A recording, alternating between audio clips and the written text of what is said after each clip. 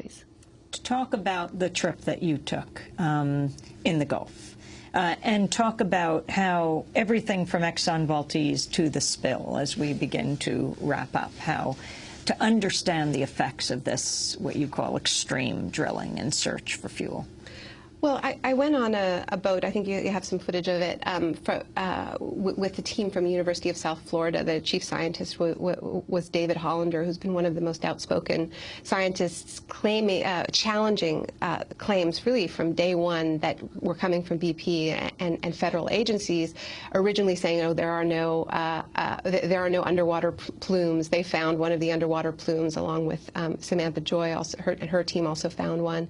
And at every stage, challenging the claims about how much oil was coming out of the well, and now challenging the claim that the oil has magically disappeared, and that's why I went out with David Hollander and his team searching for BP's oil, because I think a lot of people have heard this message that Mother Nature took care of it, just like we heard in the early days of the spill. The ocean is big, and the amount of oil is relatively small.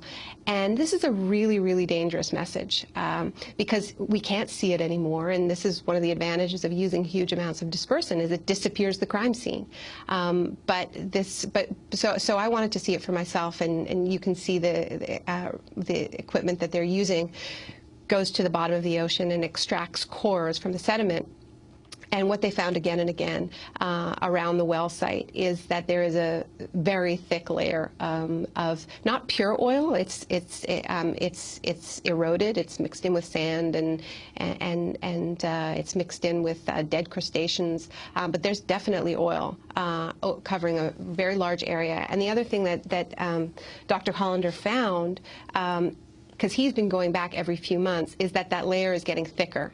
And we really don't know what this is going to mean to the ecology, because this is one of the things I was really struck by working with these scientists, is that, even the most expert of the bunch, this is still a mystery to them. The deep ocean is so understudied.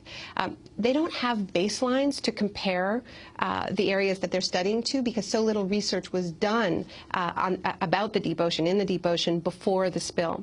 So even to assess the damage is extremely, extremely difficult. The other thing that they're very worried about, and you asked about the Valdez disaster, is that it's really far too early for anybody to be giving the Gulf a clean bill of health, because the really, really worrisome event that happened. And here I'm only talking about the ecology. I'm not talking about the other huge issue, which is the effects of the dispersants on people. And a lot other people have done fantastic reporting on that.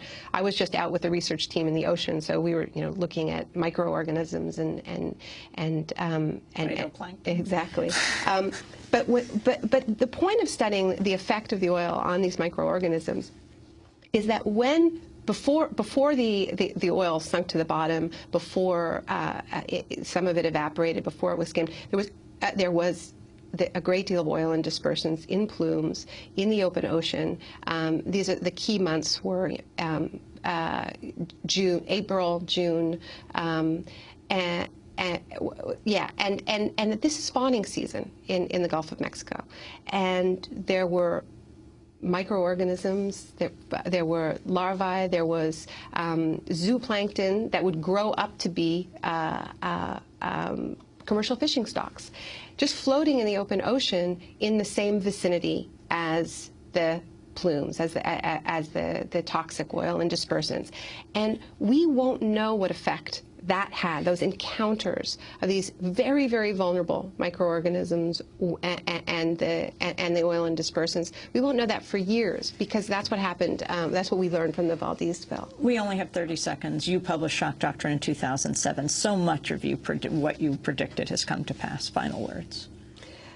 Look, my fear is that climate change is the crisis, the biggest crisis of all, and that if we aren't careful, if we don't come up with a positive vision of how climate change can make our economies and our world more just, more livable, cleaner, fairer, then this crisis will be exploited to militarize our societies, to create fortress continents, and we're really facing a choice. And I think what we really need now is for the people fighting for economic justice and environmental justice to come together. Naomi Klein, I want to thank you for being with us. Her book, The Shock Doctrine, The Rise of Disaster Capitalism. She's writing a new one. If you want to get a copy of today's show, go to our website, democracynow.org. Democracy Now! Produced by Mike Berkshire, for the producer Armante, Renee Feltz, Nicole Salazar. I'm Amy Goodman. Thanks for joining.